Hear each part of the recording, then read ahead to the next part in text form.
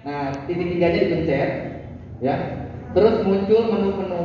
Silakan dipilih menu yang ada situs desktop di checklist, ya. Kalau yang pakai Safari saya nggak tanggung jawab. Saya nggak pakai. Nah, itu titik tiganya nggak ada, ya. Ini adanya di sini. Nah, ubah situs desktop.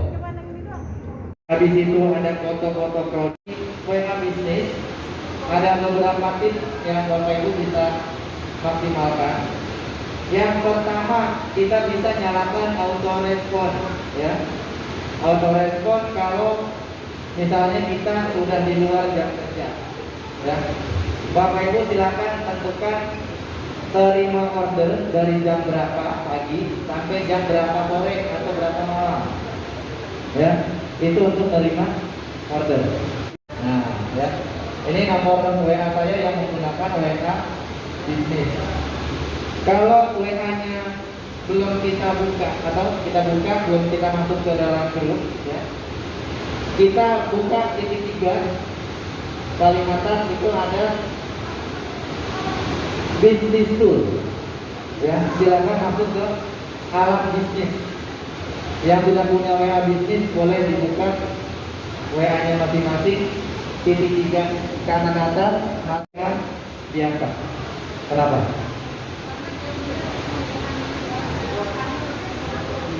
Oke, supaya kita lebih mudah dalam melayani customer. Nah, sekarang saya tanya, WA bisnis sama nomor WA biasa, berarti kan ada 2 WA, ya. Nomor WA biasa itu buat kita pribadi, ya.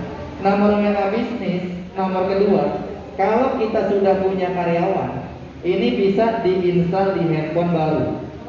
Nomornya kita kasihkan ke karyawan. Tolong dong karyawan kelola usaha saya, ya.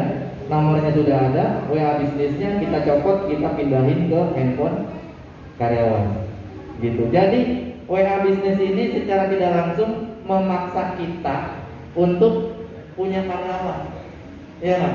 Sementara karyawannya siapa? Kita sendiri, gitu. Tapi kan apa iya kita mau terus-menerus jadi karyawan sendiri kan enggak, ya. Makanya bagi yang belum punya WA bisnis, mana? Yang belum punya WA bisnis, nah mulailah dengan beli nomor baru, ya. Beli nomor perdana. Atau kalau udah punya nomor lama, ya bisa juga pakai nomor yang sudah ada. Intinya kita punya nomor boleh 2 nomor, ya. Karena harus memang 2. Kalau misalnya kita mau pakai 2 WA, ya harus ada 2 kartu.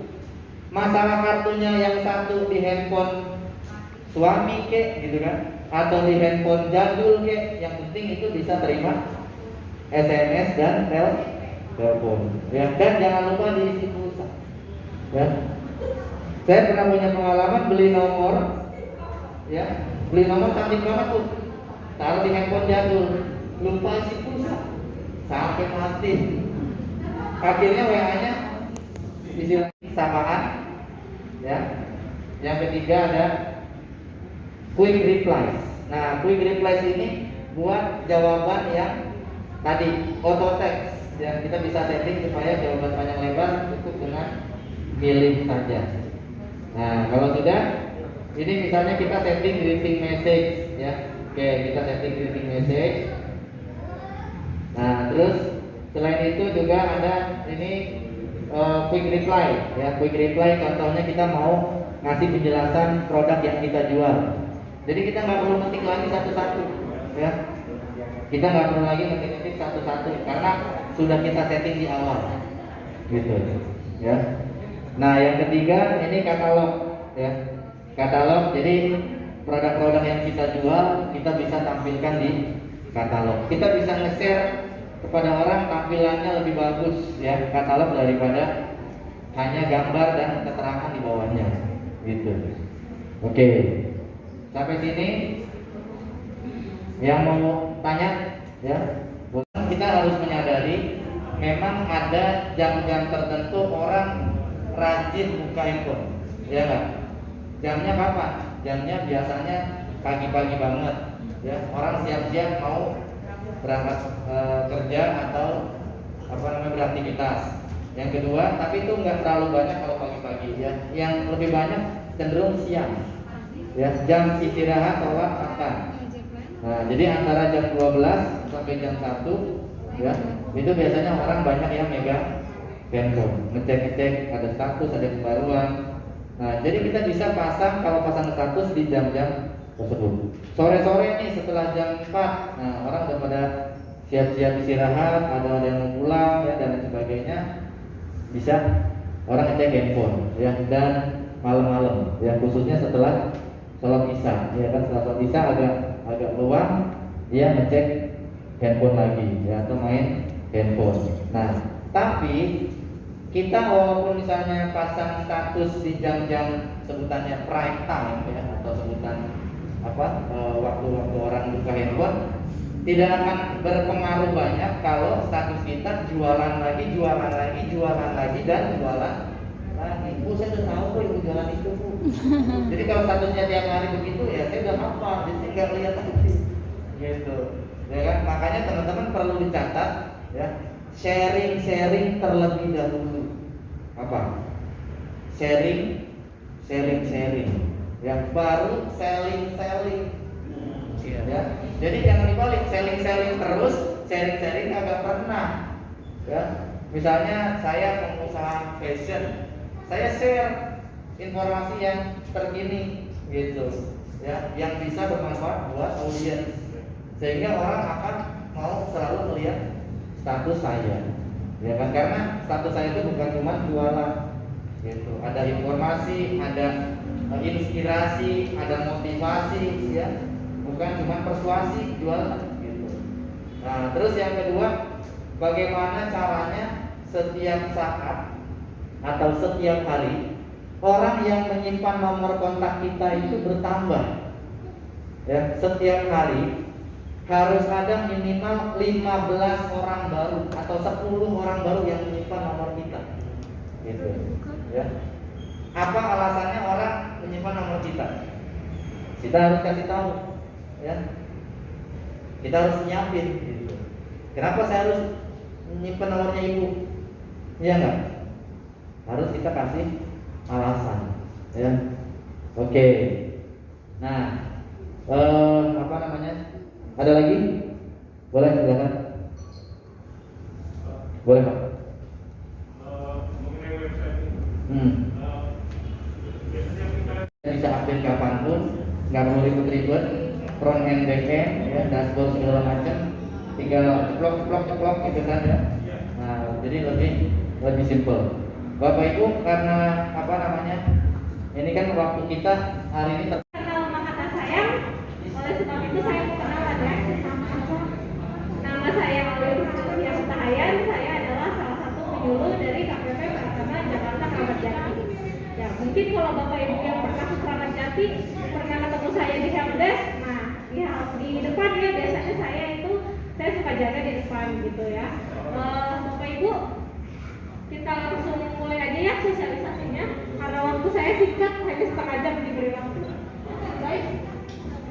Ya, ini sekilas dalam tentang Direktorat Jenderal Pajak. Jadi kami ini orang pajak, tugas kami adalah menghimpun dana dari Bapak Ibu semua untuk kemakmuran Indonesia ini. Jadi pajak yang Bapak Ibu setorkan itu semuanya digunakan untuk penyelenggaraan pemerintahan kita. Lanjut. Ya, kenal ya Bu sama Menteri Keuangan kita ya, Bu Sri Mulyani. Nah, ya ini ada quotes dari Bu Menteri kita, jangan pernah lelah mencintai negeri ini. Apa sih Mbak Olin hubungannya sama pajak? Ya kita lanjut aja ya. Nah, APBN 2021 kita fokus pada pemulihan ekonomi. Bapak Ibu sendiri mungkin salah satu yang terdampak akibat pandemi COVID ini ya. Nah, jadi fokus kita APBN itu untuk pemulihan ekonomi negara kita. Ini sedikit mengenai target penerimaan pajak kita. Target kita 1,7 triliun. Banyak ya Bapak Ibu.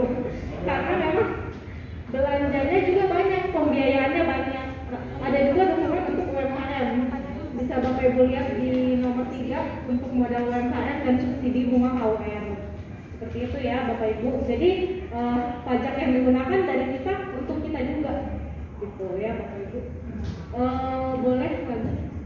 Nah ini sedikit aja tentang apa sih itu pajak. Nah, pajak adalah kontribusi wajib kepada negara yang diterutkan oleh orang pribadi atau badan yang bersifat memaksa berdasarkan undang-undang dengan tidak mendapatkan imbalan secara langsung. Jadi sifatnya iya memaksa, Bapak Ibu wajib bayar pajak kalau punya penghasilan, tetapi ini digunakan untuk kemakmuran negara, untuk infrastruktur, untuk pendidikan, untuk kesehatan ya. Walaupun mungkin Bapak Ibu udah pada pakai BPJS, bayar BPJS, tapi rumah sakit pemerintahnya yang bangun dari uang pajak ini Bapak Ibu. Mungkin Bapak Ibu yang anaknya sekolah di sekolah negeri ya, kalau di Jakarta setahu saya gratis ya sampai SMA ya.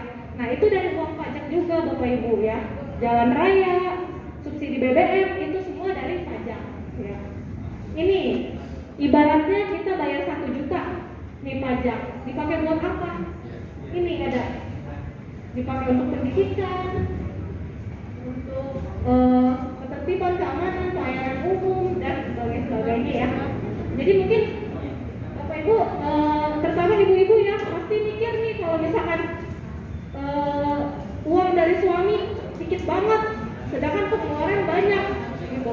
Nah begitu juga dengan pemerintah kita, pengeluaran banyak, tapi kalau pemasukannya dikit pusing ya. Kita aja kalau jadi ibu-ibu di rumah, kebaikan ya, kebaikan itu akan kembali lagi kepada kita. Ya, lanjut, tiba-tiba jadi motivator ya saya. Nah ini apa sih yang dilakukan kalau udah daftar NPWP? Daftar NPWP bisa online melalui irek.pajak.go.id. Bisa langsung ke KPP juga, gitu ya. Pengusaha kena pajak tahun 2022 gitu. Nggak jadi hore deh, nggak jadi hore. Jadi mungkin Bapak Ibu mikirnya, saya selama ini bayar 0,5%, giliran sekarang nggak kena pajak ya, nggak akan sia-sia ya Bu ya. Pajak yang selama ini Bapak Ibu bayarkan udah dipakai kok pemerintah untuk membangun jalan dan sebagainya gitu ya. Tapi ini ada hadiah dari presiden kita di bawah 500 juta itu nggak kena pajak ya. Harapan kita sih Bapak Ibu semua tahun depan di atas 500 juta. Amin. Gitu ya. Berarti kalau ini mulai berlaku nanti yang 0,5%-nya lupakan dulu sementara. Nanti setelah 500 juta penghasilannya baru diingat lagi pajaknya gitu ya.